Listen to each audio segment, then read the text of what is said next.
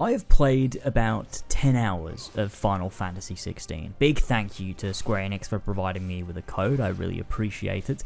I am working on some reaction-based content, so if you want to see my time with the game, I'll be posting that here a little while after release, just because of spoilers and stuff. Obviously you don't have to click it, but there you go.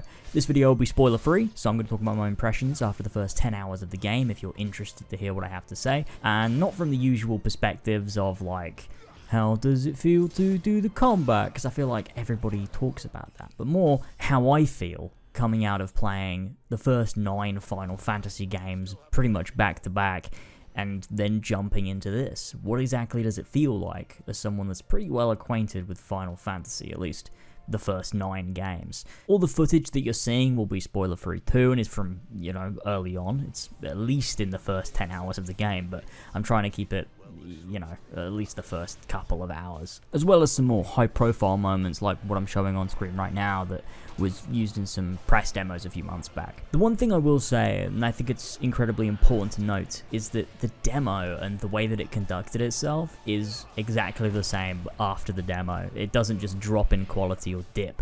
It really does keep up that exact same vibe and that exact same pacing and that exact same grandiosity that is presented throughout the demo, and I think that's incredibly important.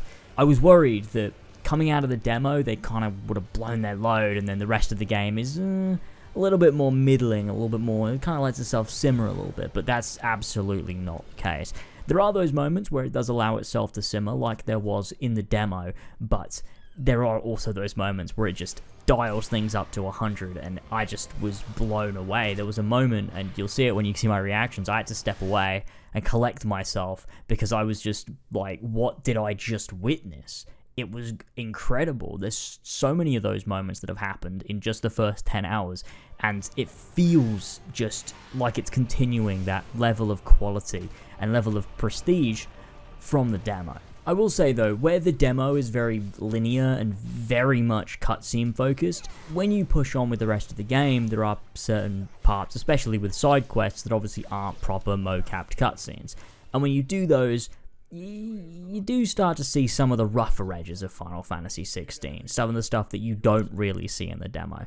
It's not a total deal breaker, it's not game breaking, it doesn't ruin the experience, but I think it's something to note because it does come up in the main story a little bit too. If you're wandering around the hideaway, having dialogue that's not super important, it will put you in this sort of shot, reverse shot sort of scenario where the lip syncing is a bit off and the animation is just very bog standard, and I don't think it's a huge issue, mainly because the rest of the game is so strong. But when you have that sort of dialogue that's done as well as it is in like Horizon Forbidden West, for example, it does start to make you think, that's a little bit dated. But because there are so many other moments in the game that just fire on all cylinders and are absolutely mental, and most of the dialogue is, especially in the main story, is proper mo-capped cutscenes, you can kind of let it slide. Although it is something I noticed where I'm like, oh, that looks a little bit dated compared to everything else in the game, although I wouldn't really say it's a huge issue for me. I still feel, even this far in, that I've only really scratched the surface of this game. It doesn't feel like I know everything. It doesn't feel like I sort of have the freedom to explore and go off and do things. I've had a few side quests and a few little side tracks to other areas, but I haven't done a great deal of stuff. It's still very linear for me, which is not what I expected. I thought we'd get pretty much let loose pretty early on, and although it's not an open world game by any means, it does contain a lot of open spaces. I've only visited one so far, which I think is very interesting, which to me shows that the game has quite a lot of size to it, quite a lot of length to it, meaning that it's going to be a bit of a slow burn in that regard. But also I feel like that could be a potential deal breaker for some people, knowing that the game actually kind of is quite linear for the first 10 hours or so before it really lets you go off and do whatever you want and pick up side quests and do these bounties and hunts and all of those sorts of things that people might value in a game like this. I really love it though. I think it's really great how linear it is and how much it goes from set piece to set piece and major beat to major beat. I think it's really, really cool, and it does a lot of setting up, it does a lot of backstory, it does a lot of character work, and I think that's all really, really important. I think if you like the way the demo was structured, you're not going to be mad about this at all, and when it opens up, it's just a bonus. There's not much I can say about the combat that has not already been said. It feels great, it looks great, it's functional, and there's a lot of room for upgrading your abilities and stuff. I really enjoy particularly the crafting system. I like crafting and getting new weapons and then upgrading those weapons and seeing the stats rise, because there's just something about it that just scratches my brain. I really enjoy that, working on your stats and stuff. It was something about this game before going in that I was a little bit worried about, that it wouldn't have that classic Final Fantasy feel of building up your character, building out your, well, in older games, your party, but in this, Clive. But it actually does have that, being able to have your equipment and your loadout and your weapon and all of that stuff and your accessories that all work together to give you better stats and work in your play style. And I think that's really, really cool, and I enjoy that, whether it's buying stuff at the shop in the hideaway or crafting stuff. I think it's just very nice as a system, and it does make it feel a little bit more like those classic Final Fantasies that maybe some of the newer ones were missing in some areas, and I enjoy that. In terms of being Final Fantasy though, which is obviously a big point of contention for a lot of people, does it feel like Final Fantasy? It's a difficult question to answer because Final Fantasy means different things to different people, but to me, I would say one of the core aspects of Final Fantasy is first and foremost being unique and different with every entry, despite having similarities across them, and second of all, to have a strong focus on your characters, and that be a driving force of the game. And this absolutely has both of those things. It's got the uniqueness, it's got the familiarity, but it's also very character driven. There's a lot of this that I'm just loving. I think that there's so many different parts of it, either overt or otherwise, that reel me in, and it's something I really, really appreciate. I think the supporting cast is used exceedingly well, and that's always a really nice positive. On top of that, the world building is greatly expanded from what we see in the demo. I mean, you only get a small look into the active time lore and the different pieces of information about the universe. In the full game, it's just, there's so much. There is so much. I have sat in the hideaway reading up on the lore for way too long, more than I should, and it's so interesting.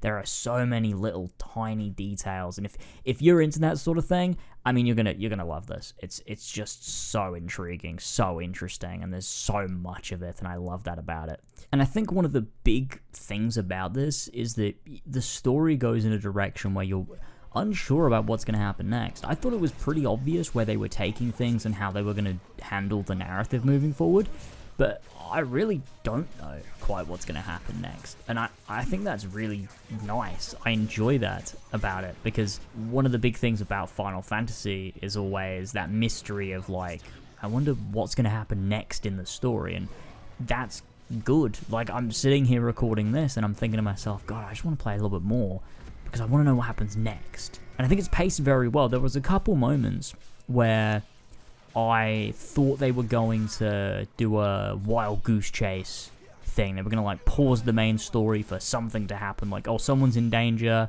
now we got to go save him, or this person is like, well, I'll help you, but if you do this for me. But it either just skips over that and it goes, oh, they did it in between, you don't actually have to do the bullshit, or it just, you know, the person's in, like, it plays out an action sequence, and you know, you fight some enemies, and then boom, you're done, sorted, we're moving on. It never pauses the story to have you do some menial task before you can get back to the story, and I really appreciate that. The side quests are menial tasks, and I will say that about them. However, they're always very quick. It's usually, it doesn't take too long to do. Like, some of them take like 2 minutes, and that's fine. Although, who knows what they end up being later down the line. But I will say the positive is that although they can be menial tasks, one of the side quests that I did was handing out food in the hideaway. It's quite nice. There's something about it, man. In the same way that you do these menial tasks in, like, Final Fantasy XIV, it allows you to learn more about the place you're in, the people that you're sharing the space with, and this part of the world. It's just a nice little thing. One of the things that was quite cool about one of the side quests is I gave this old guy some food, and he just told me a little bit about himself and who he was before he was here, and it was just nice. There's just something about it. It just made me feel all warm and nice. I enjoyed that. I thought it was just a little addition that was quite cool. So I think even when you are doing sort of menial tasks, the characterization and the world building is still there, and it's still very on point, and I think that's the strength of it. So that's quite cool. If I had to drop some criticisms, off the top of my head, the things that I would criticize about the time that I've played with it so far would be, like I said, some of the cutscenes, when they're not fully motion captured, look a bit shit, and it would be nice in an ideal world for them not to look like that. The other thing is a really weird thing, but when you're walking through an open space, you can sprint, but it's automatic, sort of like in Kingdom Hearts 3. However, it kicks in at, I don't know what makes it kick in. It's seemingly random. You're running for a bit, and sometimes I'll be running for 30 seconds and then it kicks in. Sometimes I'm running for 5 seconds and it kicks in. I'm like, I don't know what was different about that circumstance. Usually it takes a while before he starts to sprint, and by the time it kicks in, it's like I'm already here. You know what I mean? If I had a sprint button, that'd be sick. So let me click in the left analog stick or something, toggle sprint. That would be so helpful. So helpful in every situation, not just running through the open world, because the default running speed is quite slow. I think that is the biggest criticism I have for it, honestly, that it's just a bit annoying sometimes to navigate and get across large areas. That's it. That's all I have for you. I don't know, man. That's it. But of course, this is only after the first 10 hours of the game. After, 20, 30, 40 hours, I could have a ton more criticisms. I could have a ton more positives. It really depends. I've not played enough of it. But those are the things that I've picked up from the first 10 hours. And I think overall, it feels to me like what we experienced in the demo is very much still alive in the full game. And there's this sense of just prestige to it. There's this sense of quality to it. There's this feeling that what they're trying to make, they deeply care about.